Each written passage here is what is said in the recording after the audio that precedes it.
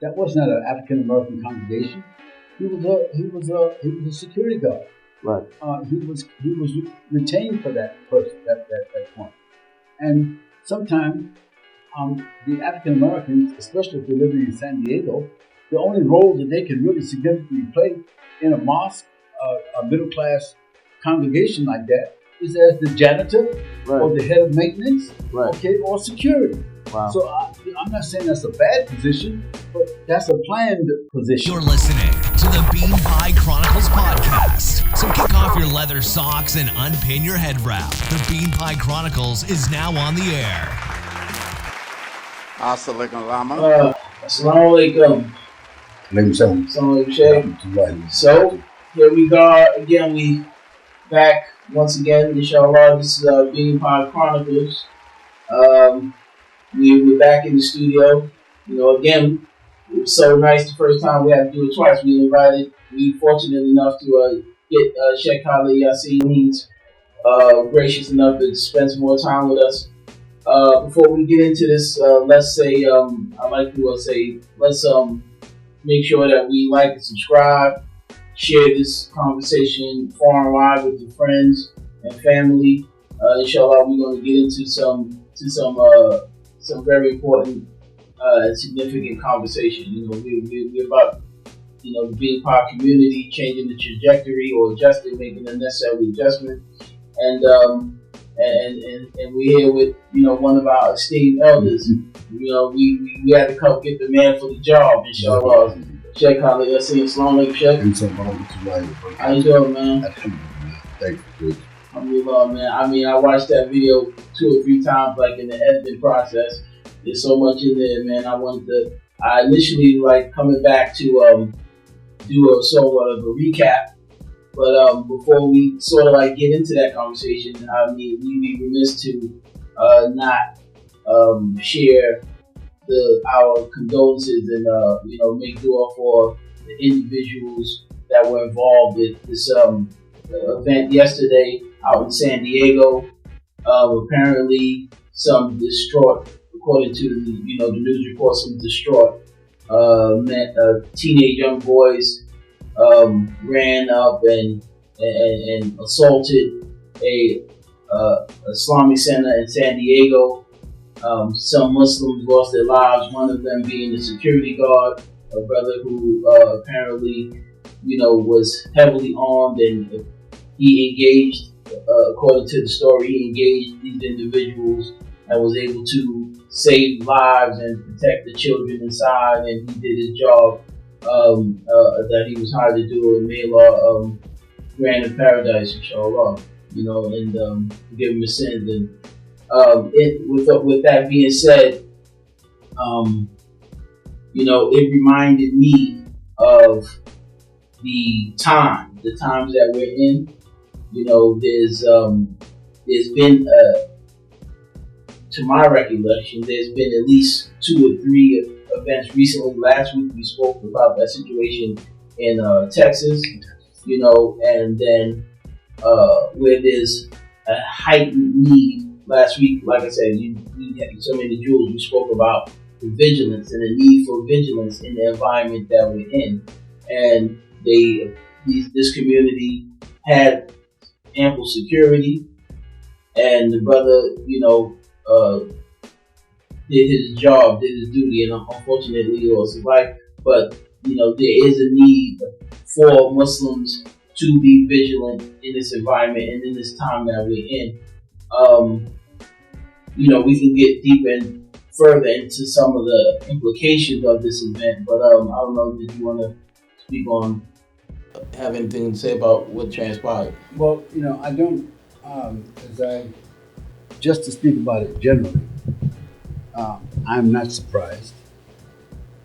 In fact, I wouldn't be surprised if these kinds of incidents would start happening intermittently. Because there are about 6,000 plus mosques and Islamic centers in the United States, and they are growing in number. And in many cases, it involves purchasing an existing church and putting a Muslim congregation there. So there's already some seeds there's already some seeds of polarization, Islamophobia, Muslim phobia, and then you couple that with conspiracy.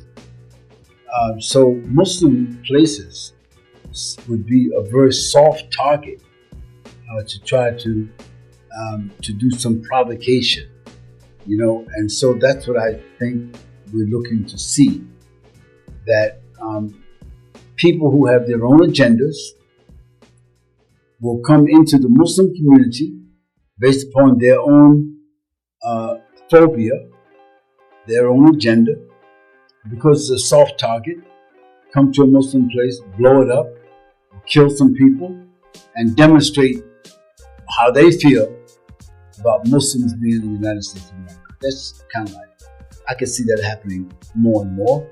And looking back 50 years, there's been several incidents where people actually did that. They went to a mosque and shot up people in California, in New Zealand, other places. Why would they pick a place where Muslims are just praying there?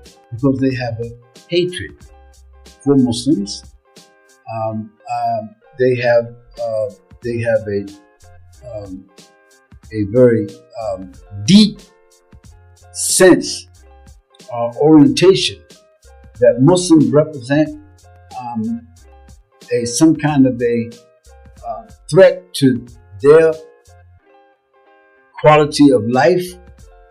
And then there are some Muslims who themselves have done acts like that too. So we can see that we're in a society, and I don't mean the United States of America, I mean in 2026, we live in a global society where Muslims are a very misunderstood population, but there would be a lot of justifications that people who have hatred for Islam or hatred for Muslims, I could see them doing this here more frequently, just because it's a soft target. Now, having said that, it's an irony that in the 55 or 60 years, no rednecks or blue necks or anybody with a different flag or feeling or subjectivity or whatever, they didn't go to an African American mosque and do that. Right. They didn't go to the Nation of Islam and do that. No, because those are not soft targets. Right. So that's one thing that we can say. So one thing I would advise us Muslims to do is to be more vigilant. A farmer that has a sheepdog probably is going to have he's going to have a better layer of protection for his flock or his congregation if he has that sheepdog moving around the perimeters. But if there's no sheepdog there and there's no guard at the door, what do you think will happen? Well, we could just say, if that brother who lost his life, may Allah reward him for him being there and for him to take that position that he took based upon what we could see. May Allah reward him, and since he's a Muslim, may Allah forgive him and give him the benefit of all his worships and everything he has done. But imagine, as most people have done, if he wasn't there, maybe there would have been 25 or 30, or maybe there would have been significant more damage that was done. This only suggests that the people who do these things are malicious. They don't have any value of Muslim life or blood or property. So they got to come from somewhere not to have that kind of. They can't be a neighbor. They cannot be people who grew up with us. It's a very good chance that their sentiments are not even American. So when we look at the shootings that have happened just in the last whatever, and then you see the reactions to those shootings, and you find out that significant lives are taken, shot. The killers are shot. They shot themselves, killed themselves. Somebody shot at the president. Somebody shot over here, shot. And so this is happening so much. This killing and stuff is happening so much. Then it's in the news. It's in your face for about 5 days, and then after that, it's gone. Right. So that's the plan. I don't mean that the actual incident itself was part of a greater conspiracy. I'm not in a position to suggest something like that. But I can see that this general tendency in the climate we call the United States of America and the West, I think these type of incidents are used as diversionary tactics.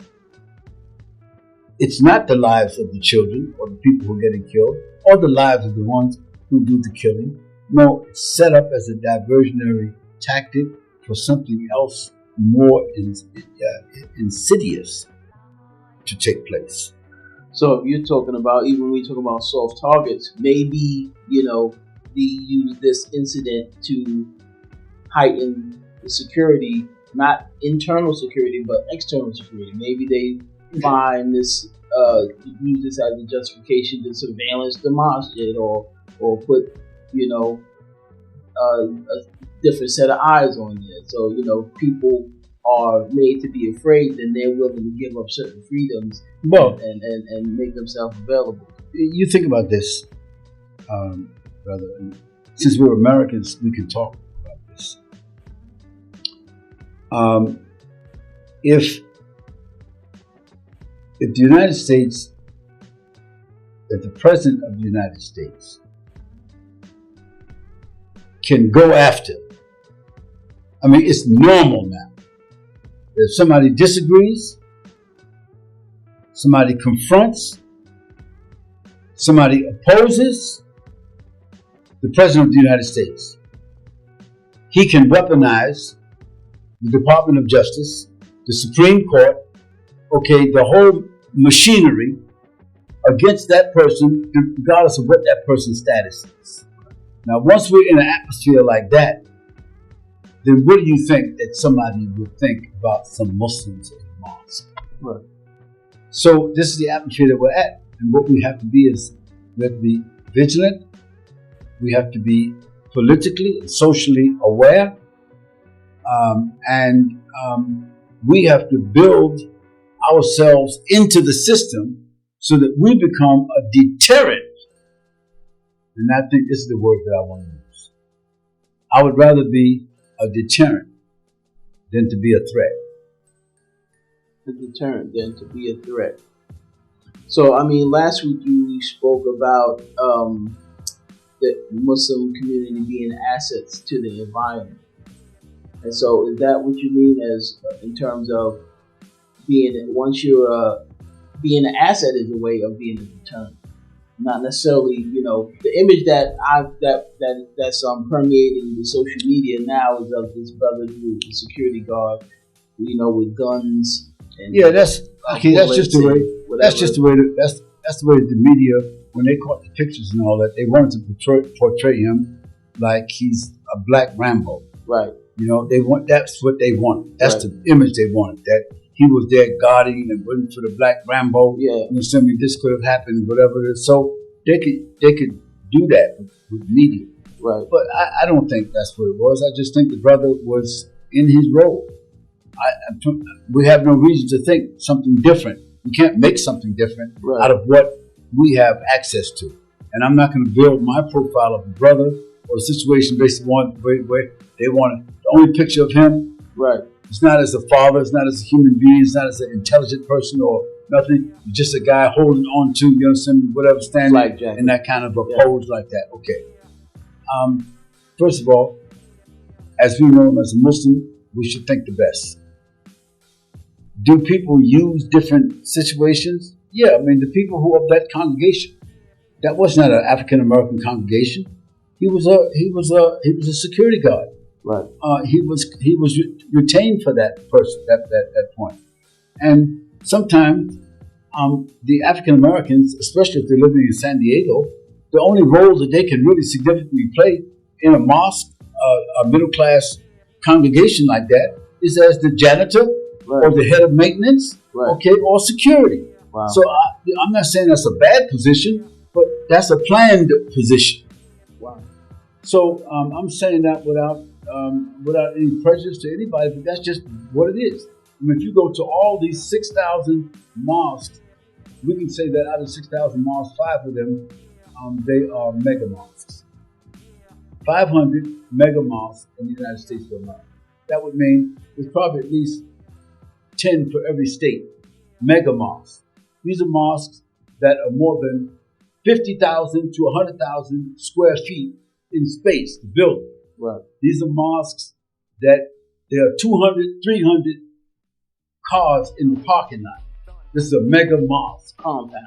Big compound. There's Right. about 500 of them. Okay?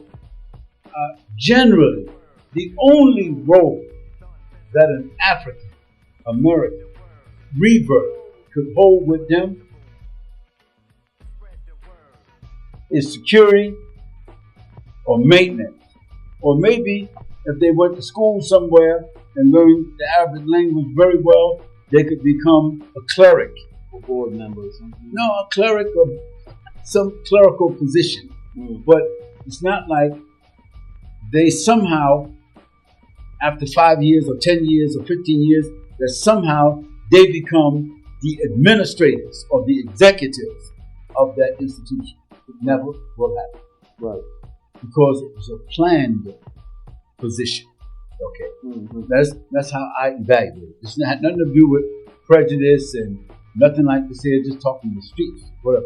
And what I think that we need to do as African American, homegrown Muslims in the United States of America, we need to bypass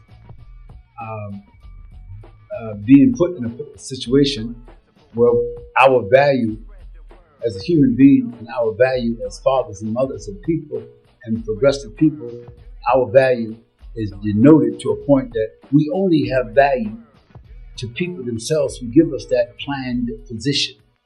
No, we don't need to do that. This is our country and we have to acquire what other people have acquired. If other people bought land and built a mosque, we got to buy the land and build a housing complex. Right. We got to buy the land, and on that housing complex in that same area, we got to build a clinic. We got to build our own school. We got to build our own factory. We got to partner with some other people, somebody to start doing agriculture, whatever.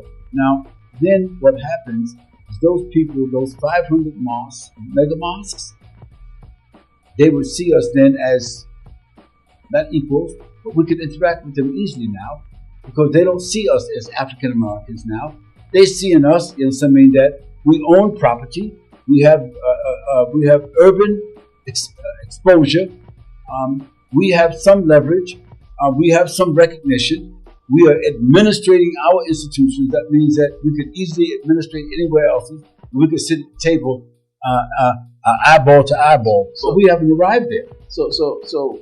I mean, there's an interesting dynamic to that suggestion because a lot of our more talented, successful, as far as living the middle class standard lifestyle in America, African Americans, outside of what I would say the EMWD community, which I'm not part of, so I'm not saying that as a advertisement or promotion, but it's just my observation. But outside of that community, the idea that we as African American Muslims should have our own anything, and this goes back to last week when we were talking about the out of the people. The idea that we push, and I'm saying that because a lot of the more educated, more progressive, like the people you were mentioning last week, and I keep going back to that conversation, but a lot of the people that fit that criteria, they work for or they're put to use. They're not maybe just the security people within that within those mega mosques, but they would gleefully and willfully work as administrators, helping bring funds and helping to establish those type of masjids and feel like they're playing a role and playing a positive role in the development of Islam in America, and just the very idea that we should have our own as an indigenous group. That is the furthest thing from their minds. Well, that comes from centuries of planned indoctrination. So part of the indoctrination is to trivialize your value of yourself, of your family, and your interests, and to optimize the value of that group or people who's teaching or who you join or their countries or their culture and what they have. Because when people, everywhere you go, you see people got this and that, you be impressed. Okay, but nobody's giving you no accolades or recognition about who you are. Because you yourself haven't arrived to the point where you have properly branded yourself. So if you ain't properly branded yourself, how would you expect other people to have the proper value of your brand? So I see it, one, as being a part of a planned conspiracy, because when a group of people see an advantage somewhere, like slavery didn't come out of nowhere. Slavery either came out of warfare or slavery came out of aggrandizement. People had ambition to just grow and have. They knew that by having more slaves, they could use them to fight, they could use them to work, they could use them whatever. So it's a natural, it's a no-brainer how slavery came about. Islam came to regulate it. But what I want to say is that somehow Africa, the continent of Africa, was designated, for human mining. Everybody agreed at a certain point in history that Africa was open area for human mining. And then they rewarded certain Africans to facilitate them to do that, so the mining could be facilitated for years, by others inside producing the element, and the others coming and snatching it, taking out. That's a conspiracy. But that mentality took hundreds of years to come, so that the final product of it is that you have people who themselves are subordinate to other people automatically, because they don't see the value of themselves. Right. And if any one of them seem to suggest any kind of authority to the others, they're going to reject it. Why? Because he's the wrong color. We've been trained to respond to people that are white or Africans. People that are white or people that are Arabs or people that are Asians. We've been conditioned to respond to them. We've been conditioned for them to lead the prayers. We've been conditioned for them to teach us. We've been conditioned to go to their places for Ramadan. We've been conditioned to go to their places for the Eid. We've been conditioned to go to their places. Allah ordered us to go to Mecca and Medina. Otherwise, we wouldn't be going there. Right. So since Allah ordered us, we're going there for a reason that He knows better. But we also, in going there, we wind up being on like automatic pilot that we eat their food. We like their food better than we like our food. After that, our choice of dress, I can understand you put on something that's more comfortable for the mosque. You know what I'm saying? But then you putting on something that you walking all around the country with, and it's somebody else's culture, and you saying you wearing it because the Prophet said he wore that. Okay, the Prophet said he wore that, but he didn't tell you that you had to dress like people of a certain climate and area. That wouldn't make any sense. If the Prophet was born as an Eskimo, would we be walking around with furs and fur boots and all? No, we would not. Unfortunately. No, we would not. Okay? We love the Prophet. And whoever is doing what they're doing because the Prophet did it, is some reward in doing that. But at the same token, there's no reward for a man to dress like the Prophet, meaning with sandals or leather socks or with turban or whatever, and all the regalia that we wear as an aesthetic form of the Sunnah. Nothing wrong. Whoever wants to wear whatever can wear whatever. And me too. If I go to Oman, I love to wear the Omani dish dash. It's more comfortable than wearing a suit. But just when I have a corporate meeting with somebody concerning business in my office in Oman, picture me coming in my office to meet with people in an Omani dish dash.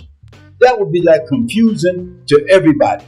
But unless I got my own consciousness and my own identity, that's what I would do. Well, that goes to the point of the identity. So, growing up, again, I could always reference it, and I feel comfortable representing growing up with you because, you were the imam when I grew up, in Islam. The idea that, and I'm not saying that you articulated this emphatically or at all, but the notion, the general ethos of the people around, again, was that there's some confusion as to this culture, which is the American culture, being identified as other.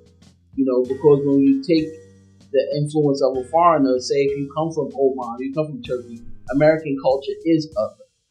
So we seem to have adopted that perspective. That perspective. And so if somebody's talking about Western culture from the minbar and saying derogatory things about it, and we happen to be in the audience, that's the danger of having somebody that's not from the culture talking to people from the culture, because now when he's reprimanding these people, stay away from this, stay away from that, stay away from that, we're hearing that and not being able to distinguish, like, that message is not for us. So in some sense, we grew up as a young African American Muslim thinking that our peers, or in some cases even our family members who were not Muslim, were others to us, and we were more like the foreign Muslim child. Okay, listen. As a mature person, that means I made my mistakes and I helped to reform myself so I don't do those same mistakes regularly. I would say that that's been my main preoccupation as a human being, to justify myself in front of God, that I'm constantly under reform, moral reform. However, I've learned for myself that religion, as people would call it, religious consciousness itself, doesn't make the vehicle move. If religion,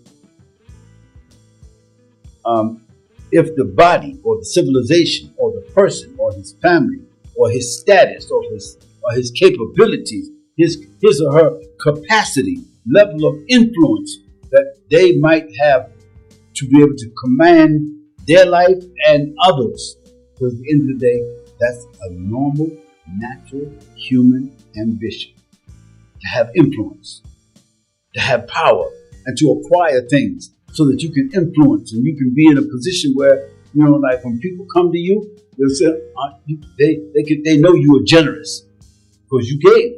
You didn't have to. You could be merciful towards them when they violated, or you could also be lenient. So you have the authority to do that. We've never been in a position. We never experienced that. We always been on the other end of the stick. Right. So we don't know how it is to be generous. We don't know how it is to be lenient. We don't know how it is. We be acting like we got authority, or because if we the surrogate of any kind of authority, we be talking like we got more authority than the one who gave us the authority. No question. If somebody deputized us, we be talking like we deputized them. Right. That's just the way it goes. We gotta look past that. We are a wounded people, but it doesn't mean that's an excuse. You can't keep telling people that you were wounded. That's why you act that way. No. Second thing, we are damaged goods. But we have still arrived at our destination. So if a boat, in spite of all that, we arrived. So we don't need to talk about being damaged because we were resilient enough to arrive. Secondly, we don't need to be led any longer. No one needs to teach us Arabic language any longer. There's no African American in the United States of America who has to go to an Arab or an Asian or an African to learn the Arabic language. That's gone. All they have to have is a phone and the will to follow that tutorial. They can learn Arabic. They can go work for the CIA, or they can become an imam of the mosque. Either one. Nobody needs nobody to immigrate to come to America And they don't need to go to anybody's particular mosque in America to learn Islam or to learn the Arabic language anymore. Why? Because AI has brought it right to the doorstep. Now, that's just a proof of the issue. Second thing is, what you cannot get out of the Quran, what you cannot get from the Sunnah of the Prophet ﷺ, just by reading from the Sunnah of the Prophet ﷺ and reciting the Quran, okay, and praying 5 times a day, and making Hajj, and paying Zakat, with some fasting month of Ramadan, that is not going to change your social status. That's not going to insulate you against exploitation. That's not going to bring social justice to you or allow you to be a tool of social justice. You're not going to become preeminent. You're not going to become prosperous. You're not going to become influential. You're not going to gain authority just because you are a Muslim. Whoever's thinking that, it's just like you think somehow or another because you eat bird seed to keep you fly. Okay. No. What would make us fly in the United States of America, we have to have some of what other people who have influence have. This is not a miracle type religion. Authority, influence, opposition, protection doesn't come by virtue of a dua. No, it comes from people who are doers. People say, make dua for me. No, so no, be a doer for your family. Allah, He blessed the doers, not just dua. Amilu salihat in Arabic, illa ladina amanu, those who believe, wa amilu salihat, and people who are the doers. That's how Allah rewards, the doers. The upper hand, the Prophet said, is better than the lower hand. The strong and resourceful believer is better and more beloved to Allah than the weak one. I mean, we could just go on and show that Allah, He loved power. Allah, He loved development. Allah, He loved the one that can be influenced, the one that can influence others. Allah, He loved the Muslims that have leverage. Allah loved the one that have dignity. He had power. People respected him. Allah, He loved the servant like that because that servant can be the ones that really can promote and announce and walk with it. You see, that's why when I talk to brothers of your generation, I call y'all soldiers, just to remind you that you're supposed to be vigilant, be on guard. Somebody said, well, check all this calling us soldiers. Let's say, hey, be on guard. Guard yourself, your identity. Guard your legacy. Honor your parents. Take care of your children. Honor and take advantage of this opportunity that we have, that we inside the vault. We're not at the bank. We inside the vault. We have access. I mean, right now, you got Iman in America. Iman. You got guidance. You got resources. You own some land. And on that land, you got some sovereign rights. The rabbit got the gun. Within this community, this African American Muslim community, there are a wide variety of dispositions. So I don't want to sound like, but there's some Muslims I can very easily see like saying, we do that, we understand that, now have they been able to galvanize themselves collectively and produce some of the things and objectives? Are there any quote unquote mega mosques? I don't know if that's a goal or ambition that people should have, because there's a danger of being overly influenced by this Western culture. So they say we got a mega church, and so I guess we need a mega mosque. And so how do we differentiate between being, so American, because there are some negative elements to this American ethos that Islam, we should be able to use Islam to filter that out to say what is good and what is bad and what is desirable and what should be left alone. Marcus Garvey is a well-known personality, well-respected among especially the upper class, intellectual, well-educated African Americans. Used to be called colored people or Negro people or black people. Marcus Garvey is a powerful personality. Although he didn't leave a social footprint in terms of like that he lived in America He had his own congregation. He had his own whatever. He lived here. He had his children here. He had some institutions, and he scaled out what he wanted. No, it wasn't like that. Marcus Garvey was in the United States of America, doing his preaching and teaching, I think maybe for a total of like 4 or 5 years.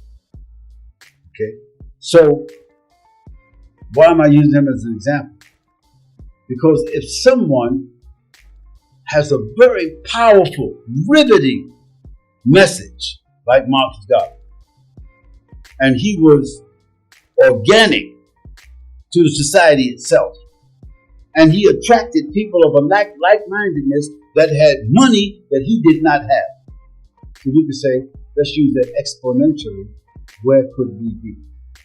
Well, when you're making that analogy, example, I'm thinking what came to my mind was Elijah. That might have been the difference between him and the Garvey. That he was an organic person. He was able to attract. I would not dismiss that. Okay, but what I would like to say is that what somebody could have done, the prospect of them doing that, and having done that is two different things. You see, people came to this country, and through survival, Italians came first. Okay. Then the Polish and the Irish came. Okay. So when the Polish and the Irish came, the Italians was calling them monkeys, donkeys, potato heads, whatever it is, and they had polarization between themselves until that's why the policemen traditionally was Italians, and the Irish was the firemen. I mean, you know, that kind of stuff like that. Okay, but each one of them, after a while, melted in and found their niche. Once they found their niche, there was a separation between those that were very well educated and went into government. And there was those that was not educated and they went into crime. Right? So then America evolved from those two levels. America did not evolve just from people that were educated. Did not evolve from people that were just religious. No, people, Yosemite was on the high level, people was on the lowest level that created, Yosemite, their own mechanism to go across that way. That's how America was built. We never got connected from the top, and we didn't even get connected from the bottom. We still in between other people's influence. We never gained influence for ourselves. I'm not talking about people didn't have the idea for it until we didn't arrive at it. Okay, somebody said, so give us an idea. Let's give an idea. So again, I don't like to keep using Mormons as an example, but they're the most blatant example. Here's a group of people that came here to the United States of America that was clearly considered to be deviants. They were not even making up 1% of the Christian population, white, Anglo, Protestant, Christian population of the United States. The Mormons didn't even make up 1%. Yet, through their insistence, through their commitment to their ideology, to their insistence and their commitment to their ideology and their scriptural connection, they evolved from being very weak and despised, okay, to they arrived at a point where they are respected, to the point where they were arrived where they became a sovereign state, and now one of the most prosperous, powerful sovereign states in the United States of America. So how did they come from here to there? It has nothing to do with being religiously correct. Is that they developed inside of themselves the wherewithal to build themselves for the society. You got to build yourself to stabilize yourself in that society and to move forward with all the challenges and to gain the tools that other people have to become not only resilient but independent. So when they arrived in Salt Lake City and the whole Brigham Young story, okay, and you just go through the whole thing, you'll see that this was a religious group that was considered to be a very dark, misunderstood, totally invalidated, heretical, whatever it is. that managed to survive, hold on to their doctrines, arrive at a point of respect until they became a part of the constitutional United States of America, that is the United Sovereign States of the United States of America. One of them exclusively belonged to the Mormons.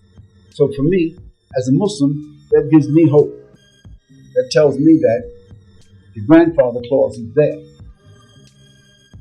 If one group was able to do that, other group can follow. Let me give you another example. Did you start to notice that Indians, in spite of their small percentage, Indians and some Asians from China or Korea or whatever it is, once they become educated and they involve themselves in industry, they have enough influence, they can also become senators, congressmen. They can set up foundations that interact with government. They can become very wealthy and they can become a part of the hierarchy. Like a lot of people don't understand this here, but there's a group of Indians in this country called the Patels. Hotels, yeah. Okay. Hotels. Do you think they only own hotels? No. If you go inside all the airports all over the United States of America, you go inside and see Hudson. All the airports have a Hudson, right? Right. Did you know those are Patels also? No. Okay. Did you know some of the Dunkin' Donuts is also Patels? No. So I mean, we could just go on because you don't see it, you don't understand it, but that's how authority, that's how influence, that's how it's gained, not through religion. So I'm saying that we should hold on to our religious rights. I mean, and Allah gave us that. How can you pray 5 times a day and not be religious? Come on, man. Allah wants you to pray 5 times a day so you keep some of your religious thing in motion. What keep you in religious motion, it's not the regalia that you're wearing. It's to pray 5 times a day. That's really heavy. And inside the prayer, part of it, you got to say Arabic. And you got to send salawat on the Prophet to keep you engaged onto the sources and all that. That is enough. To practice those 5 is enough. After that, it's about institutions. It's about acquisitions. It's about resources. It's about actions that produce very good results for us. It's about our human capital. So let me ask you a question, because as you're talking, I'm like reflecting on the situation that we happen to be in, and some might say that for us as African Americans, I keep harping on that because there is a clear challenge with us to build these type of institutions, partially because psychically or psychologically, mentally, we are running away.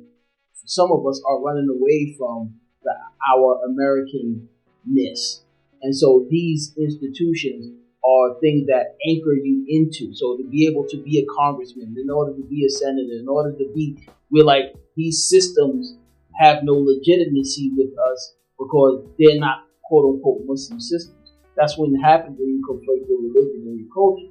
So for us, we have those, whereas our immigrant brothers and sisters that come from other places, they don't have that barrier. They come to become Mom Donnie. They come to become influential within the system. So there has to be, when we talked last week about the trajectory, there has to be a fundamental shift in our mentalities, because some of us have been taught and conditioned to believe that this has no value.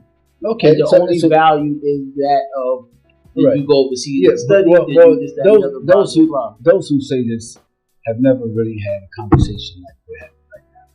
See, a person could say, there's no real value for. We ain't got no connection. This Islam don't belong here. We ain't part of this Kufa system. We ain't put it in this Kafir system, dealing with all these Kafirs and whatever. We don't want their position, their government. We don't recognize their flag, their holidays. blah, blah, blah, blah, blah. So you just keep going. You find out you don't painted yourself completely.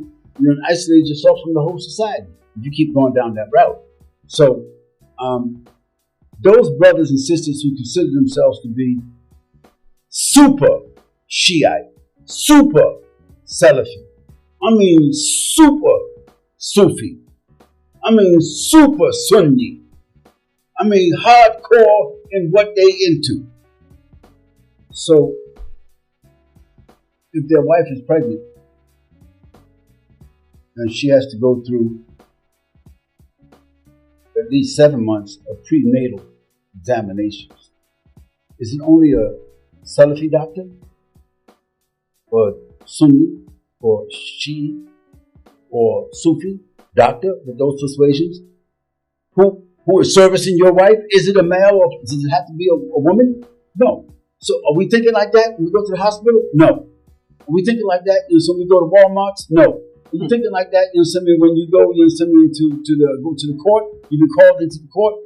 No. So why don't we think that way when we go inside of institutions? Because in the institution, we need that institution. So we're not thinking that way because we need something from them. And if we start talking like that, we probably would not get that service. So we wouldn't get the proper treatment of that service. So we just keep quiet. So that's proof to say that Islam has to be integrated into the society. Otherwise, when you cut yourself off from society, you don't get the resources of the society. And if you want the resources of society, you can't have your cake and eat it too. So you can't be an isolationist. And also, you know what I'm saying? It's like when you see the Amish, the Quakers, when you see them come shopping in Walmart, they're never buying vegetables. Why? They grow their own. Okay. So what are they buying inside of Walmart in those places?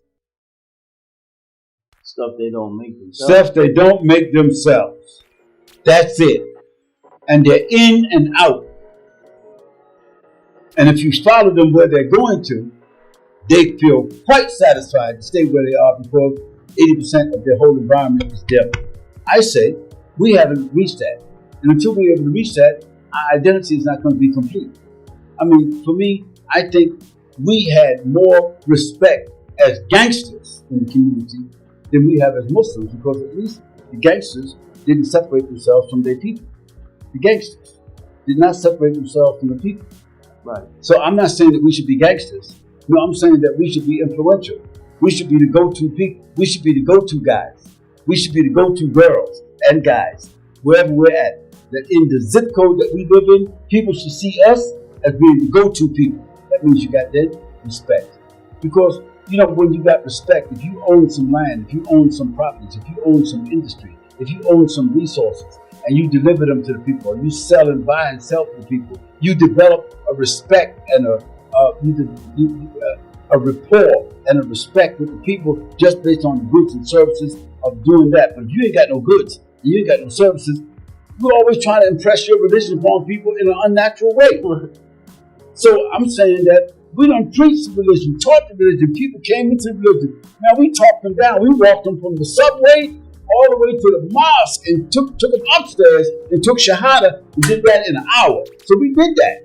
But did that give us any position in the society on doing that? No.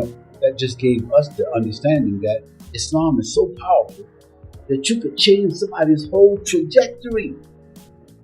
You met them at the subway on Fulton Street. You walked to them where the Yasin Mosque was at, Herkimer, and took them upstairs, and talked to them. They took Shahada, changed their whole life with the dialect of Islam. But did you really influence their lives? Did you really take care of them or follow up or whatever? Did you get some benefit yourself from doing that? No, it was just training. So that was at that time. The brothers who got the newspaper under their arm, brothers, sisters, whatever, you got to respect them brothers. They're on point. And they believe what they're doing. They offer listen somebody to change somebody's life. That's a good level. That's an entry level of influence. But how far that goes? Okay, sell a bean pie. Bean pie went everywhere. I mean, if there's any one food that you can relate that to the African American, I give that to you. Bean pie is one. I mean, it's not chicken any longer. It ain't the hot dog. Okay, it's not the cupcake. It ain't the red velvet cake. It's the bean pie more than anything else. But nobody can go and eat a bean pie without somehow relating that to be a Muslim. Nobody. Anybody that know anything about bean pie, they ain't never heard of it. That's the first thing. People never heard about bean pie. That's right. So when they say a bean pie, I never had that before. And so you give them a nice little slice of it. Oh, wow, that's really nice. Something very unique. But that's what other people say. And so if there's any one food that we can say that you can relate that to the African American, that ain't Bengali, that ain't Pakistani, that ain't Arab, that's not no African dish, that ain't Somali, no nothing.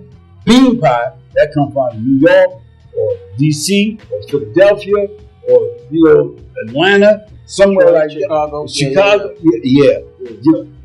Even the head and breaded fish at one time. If you were selling that in the black community, people would say, "Oh, the Muslims selling that fish." Right. They wouldn't ask you if you from the mosque. They just figured that you selling fish. They brand it with. So at a time, if we'd have kept that going, probably when somebody keeps selling head and breaded fish frozen inside the projects and all over, and DoorDash it to everybody, you would say, "Yeah, I want some of that head and breaded. I want that Muslim prepared fish." Right. But the bean pie earned it. Right. Because bean pie, nobody got no resistance to bean pie to come inside the house. Right. Bean pie is safe. Right. Okay? And people even use bean pie as a cultural token. Okay, so I like the bean pie conference. Not just because me and you is family. I like that idea of bean pie conference because it covers all black people, not just, but it definitely insinuates that it's something that comes from the uniqueness of African American Muslims. So for me, we need to move past the bean pie to the farms that's growing the beans. Okay. And if you got farms that's growing the beans, that same farms, you can grow poultry and fish and vegetables and. So for me, my mentality has shifted from theology, ideology. I don't want to be theologically correct. I believe that I think that my coordinates is correct. I don't need nobody. Once I got my coordinates, I don't need nobody to tell me, you go check let me check you up. But I'm convinced that I'm on my coordinates, right. Whether it's my GPS or whatever it is, ain't nobody going to just interfere and tell me to take another direction. So you solid on the fact we must. I'm solid. I'm solid that Islam is a resource that I am plugged into, right? And that I'm using that resource to kind of guide my life and keep myself in cadence. And that my worldview has been affected by Islam, and that my view of myself and family and community has also been affected by Islam, and that Islam tells me that my first responsibility is to protect myself, my family, and my community. Number one. Self, family, community. Then it goes out to nation. So like the average Muslim who considers himself to be religiously correct, if you ask them, okay, if somebody attacked this country, would you defend the country? They will say, man, I'm not sure. I had to find out who's attacking the country. I might have to join them. No, that's treason. You can't do that. That's treason.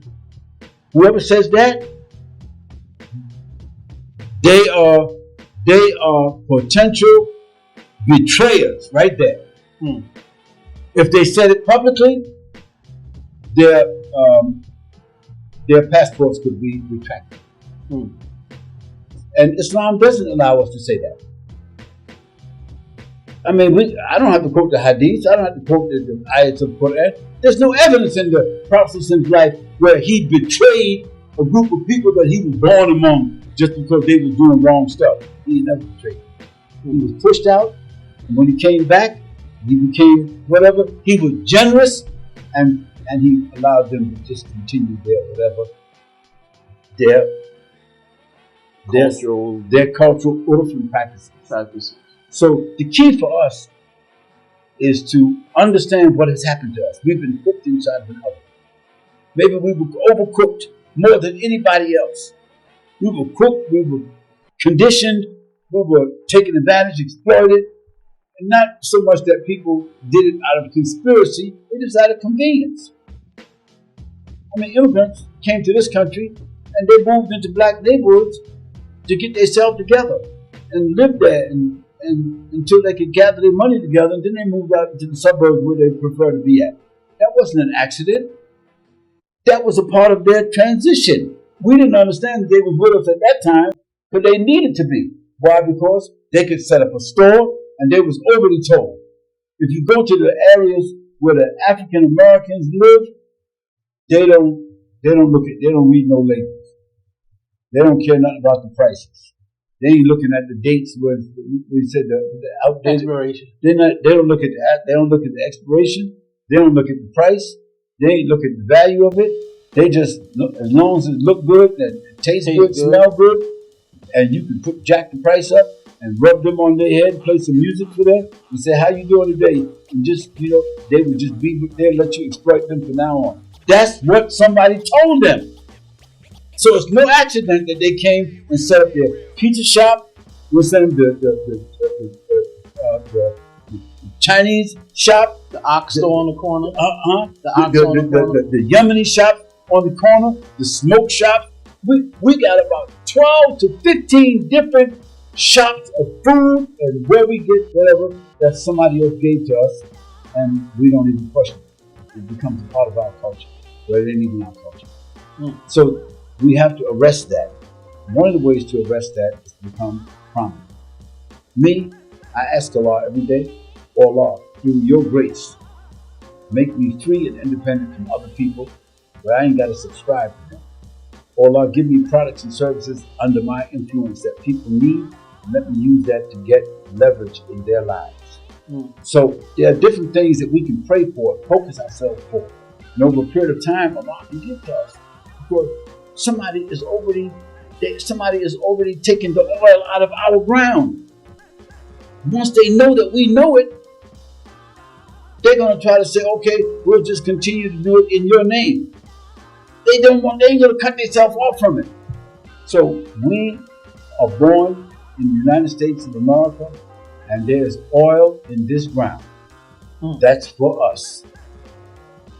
There is oil in this ground that Allah put in this ground. This figurative oil in this ground that Allah subhanahu wa ta'ala saved for us. But we got to prepare ourselves to get access to that, because it's not inside of buildings, and it's not inside of pages, and it's not inside of nostalgia. If we want influence, we want authority, we want people even to listen to us. If you want people to listen to you, feed them. You want people to appreciate you, protect them. You want people, to feel good about you when you come, give them. Be with them. Help them. They're going to always look towards you. Then, if you build that influence, that you got some tangible things that they rely upon, then you will become not only resourceful, but you will become influential. When you are resourceful and when you are influential, whether you are evil or whether you are corrupt, but when you are resourceful and so, you can influence people. So if you got Iman and you got guidance, but you are resourceful, okay, and you are influential, people will listen to you. And if they listen to you, some of them will follow you. And even those that don't follow you, they'll become your allies. So I believe that we have the potential, the 2-3 million Muslims, reverts in the United States of America, 90% of which are African Americans, if we were to change our mindset. And it's not about coming together. No. Change the mindset on your own. And we'll find out those who change their mindset, they're going to start to aggregate together. And when people of substance come together, they have a greater potential to choose a leader than poor people. See, poor people is all poor and they're in a basket. They don't want to see success. But wealthy people, educated people, they understand the value of leadership. So in order for us to solve the problem of our people, some of us have to become what? Wealthy. What? Influential leaders. Not leaders on the pulpit. Not leaders inside of a building. Not leaders within some kind of a cultural whatever. Not external leaders that by their personal profile, they're leaders. No, not as clergymen. No. Oh no, that's okay right now. You gotta come to a level of substantial leadership. When you have a substantial leadership capability and influence, and you have that influence on the upside, because people in this country gained that kind of influence and they was from the bottom. Movies still being made about them and their power and their people and everything, but these are stone-cold criminals. This means that influence is influence. It's from the bottom to the top. We want to be from the top. And we don't want to be. What do I want to be? Do I want to be more religiously correct in the sights of people, or to be influential first? Which one? Influential. Yeah. I want to be religiously correct in front of God. I don't care if the people don't understand that I'm not religiously correct. I don't care if some other people say this and that. But I want to be influential so that what I believe concerning Islam and God, that people will listen to me, they will use my products and services. I wind up with influence, and then as a result of influence, a great deal of them is going to wind up being with me, or allies, or confederates, or customers, or something like that. Well, I mean, we have to wrap up soon. Only thing that comes to my mind is, I guess, shout out to Imam W.D. Muhammad. That sounds like the program that he for me, I laid it down. And I thank Allah. I'm thankful to Allah that I came through full experience. You know, just because I didn't go for my ex, just because I didn't go specifically to a Nation of Islam mosque, doesn't mean that I was not a beneficiary of that initial image. I've always been a beneficiary. I benefited from the discipline of the brothers without being with them. I benefited from the speech and how brothers reformed themselves. They turned themselves from cold-blooded people without worth and all that to where they dress like young diplomats. Who did that for them? I mean, who could do something like that? The white man didn't do that. The school didn't do that. The families couldn't do that. The Honorable Elijah Muhammad and his thinking, he did that for them. So they owe him something. And if I came up the same way they did, I would feel I owed them something. But I'm a beneficiary of that, although I did not come to that. Right.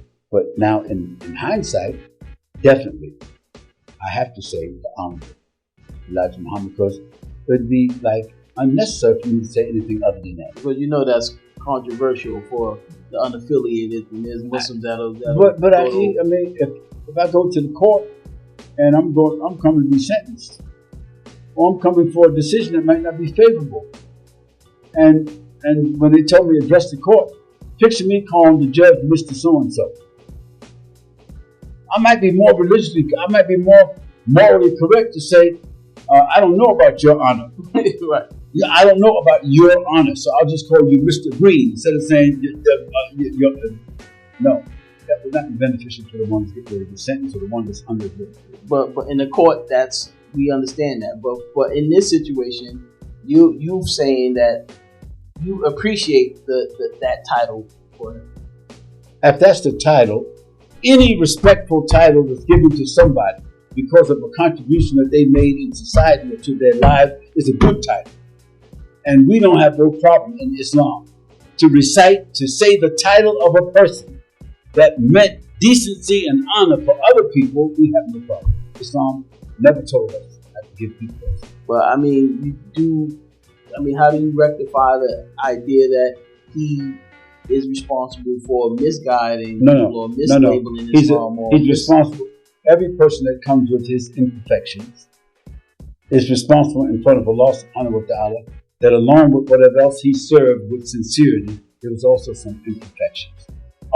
Should we look at the massive, overwhelming, positive influence of this man? Or we look at, in some means, the religious correctness? And so we get the garbage. Garvey's main mentor before he came to America was a man named Muhammad Deuce, or somebody say Drews. That was his name. So Deuce Muhammad. He's a Mason. He's an intellectual. He's a Muslim, like some kind of Moroccan type, Freemason type Muslim. Right.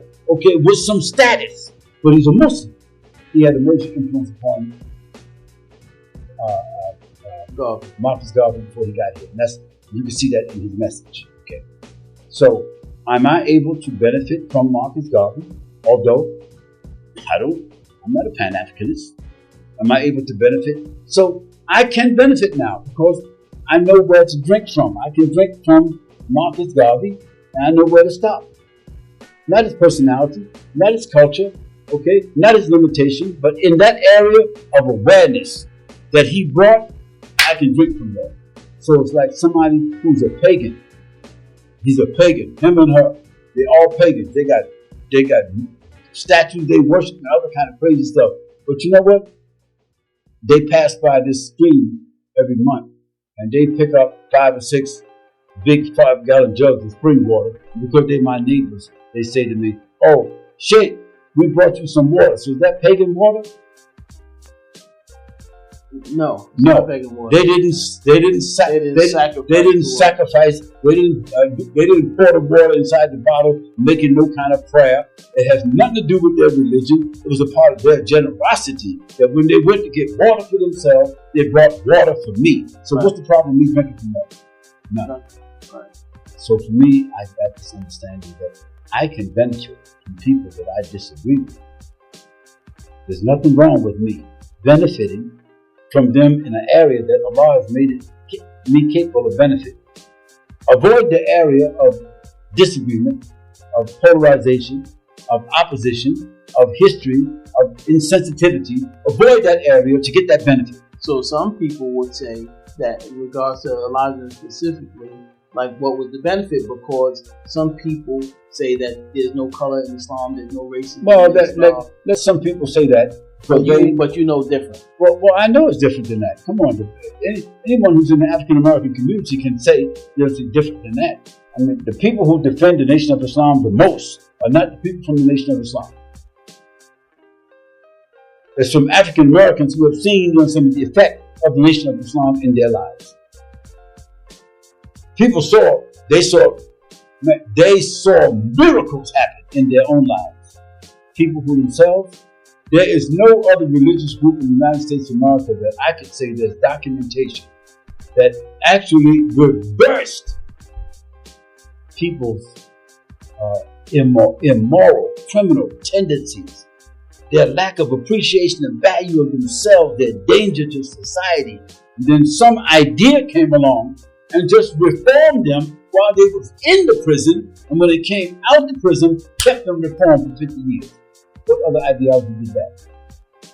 So Elijah Muhammad, the Honorable Elijah Muhammad, as he is referred to, I don't have no problem referring to people who see the good of what a person has done, and history in our society has documented that the good that person has done. I don't see no problem in referring to that person as honorable because that's his predominant name.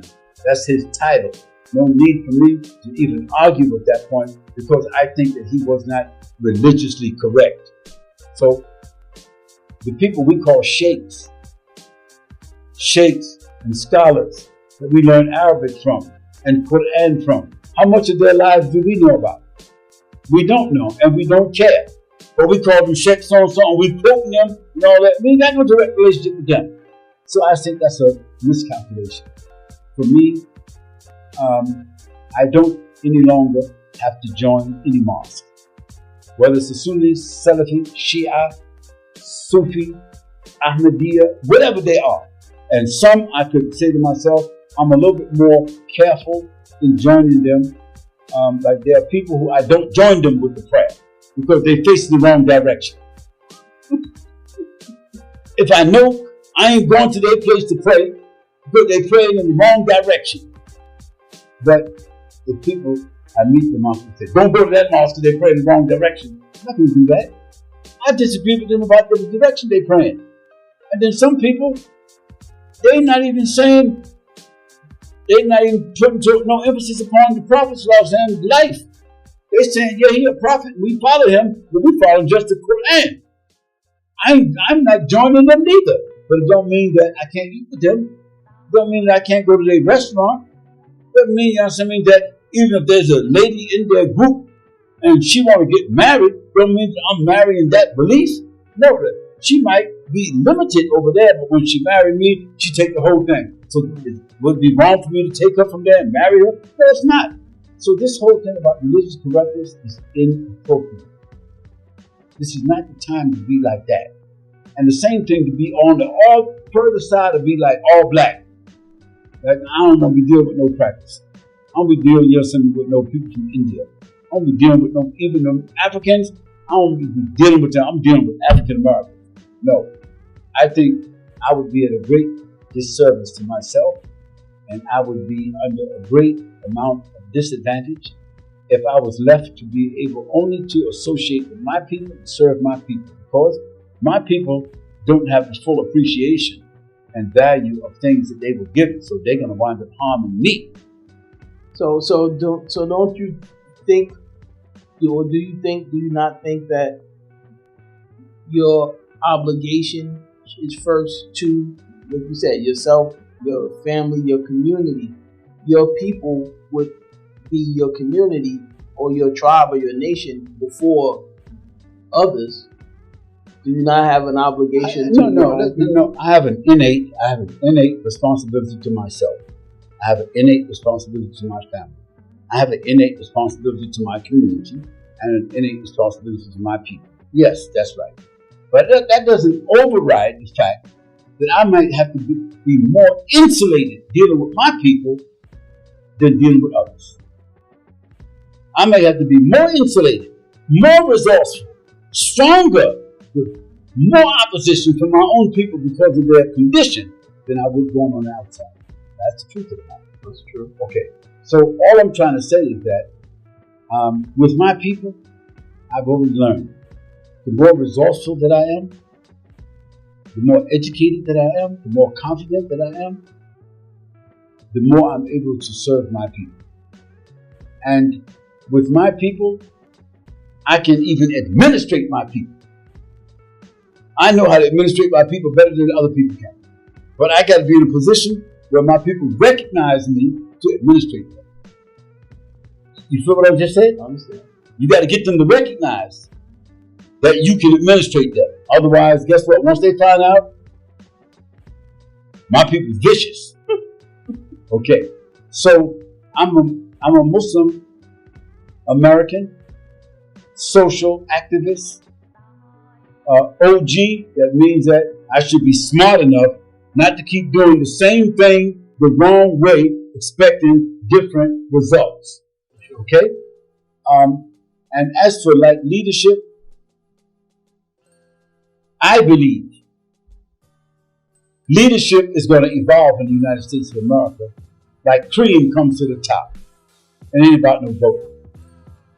People are going to rise to the top and they're going to be in a powerful position. If they happen to be Shiites, guess what?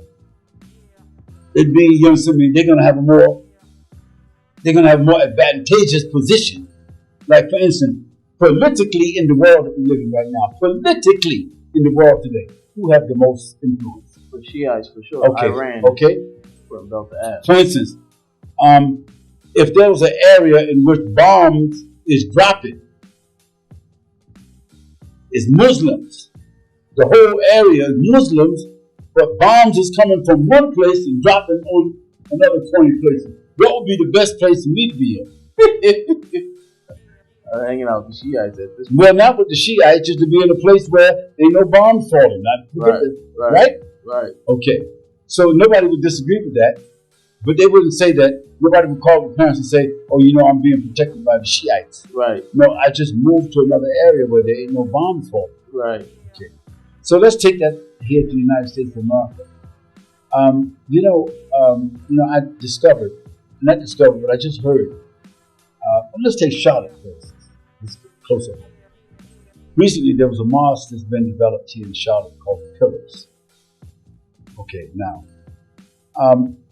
I haven't been there, so I'm not talking about the place. I'm just talking about what I saw and the way it was packaged and the way it was placed. Is that this Pillars Mosque is probably one of the most well-to-do masjids. First of all, it's not an urban mosque. The other thing is that it was built with $3, $4, $5 million. Okay. Secondly, the way it's built, it's modern, it's contemporary. They got all kind of areas. Whatever. I mean, probably one of the most progressive, attractive mosques.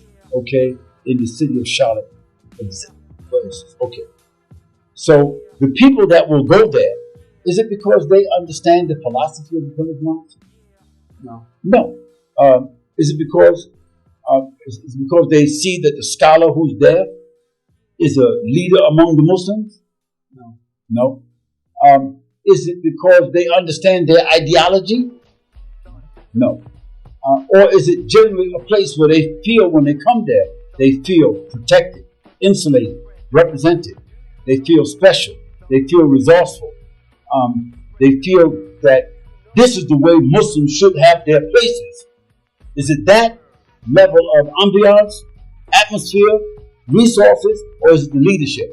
Or is it the knowledge? It's the latter. It's the latter. So I say that if we want to become influential in America, forget all this religious correctness stuff. That's between me and you. The imam that we follow, the scholars that we read, and all that there. But we should not distinguish each other just on the basis of knowledge, or the basis of worship, or the basis of Islamic ideologies and words and phrases in Arabic language. No. Let's be in a race to acquire resources and distribute those resources. Let's become the stewards. Let's become, the respected, the go-to people. And then you find out that people who's not from your ethnic group, people who are Arabs and Asians and Africans and white Americans and Spanish Americans, man, they wind up being your clients. They wind up listening to you and respecting you. And some of them enter Islam through you. And it's not because of the knowledge you have, it's because of the tools that Allah gave you that attracted them to come that direction. I believe that Islam is already planted in America. It ain't like we got to plant it. Allah already planted it. It's already had several harvests already. And so every year is a harvest that you can skim off the top. Islam in America. And if you look at it year by year, there are Muslims in America becoming more and more socially aware, politically aware, more educated, more resourceful, better vision. They just haven't created atmospheres where those people who have that influence could come together, and when they come together, they could respect each other for the resources that they have. They could form some kind of a union. Power doesn't come from individuals. Power comes when influential individuals reach out and join other influential individuals. And so, if you don't see that network taking place, there's no power. There's nothing. There's just some cultural, personal, subjective influence from an individual or a building that somebody's there, a benefit that people get, but no real movement in the sense that it draws people towards. Think about this here for a moment. If there was a place in Charlotte that was called the Halal Warehouse, let's say, Halal Warehouse, and in that warehouse, we could say 45 or 50% of all the goods and things that Muslims purchase or buy is inside that warehouse at a good price, and everybody knows halal. Would people only come there because it's Salafi, Shiite, Sunni, Muslim? No. All those who have a need to get that into their homes would come there.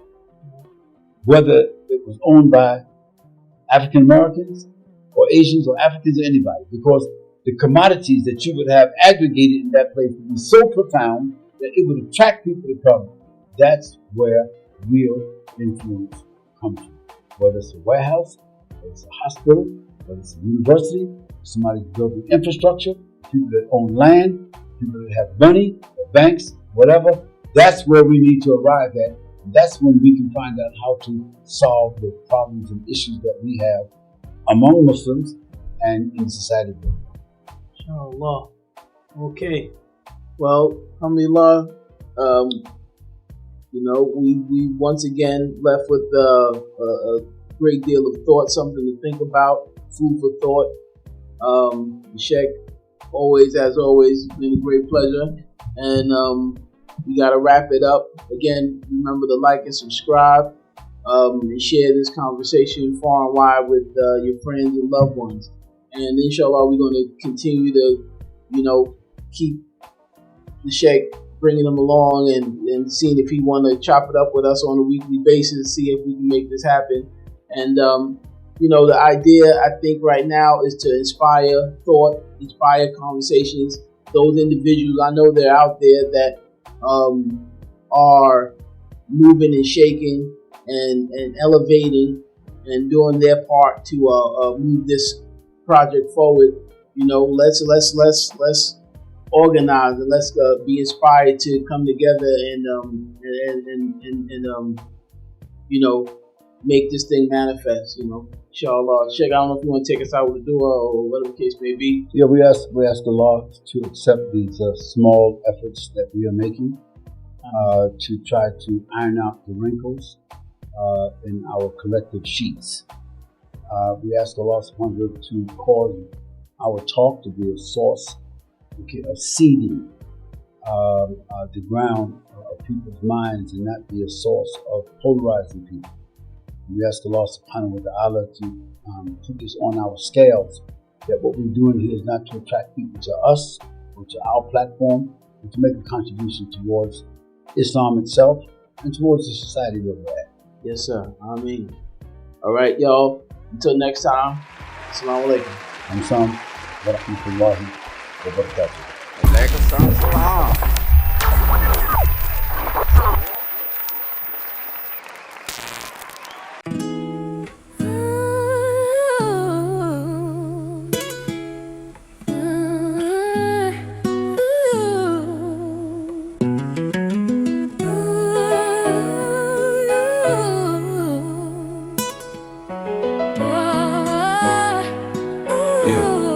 Records.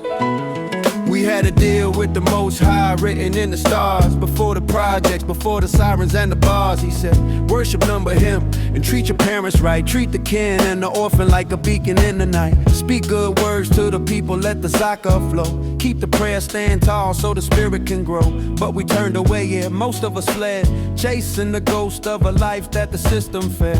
Now the contract is dusty, the ink is getting thin. Wondering why the struggle is all we're living in. If it all falls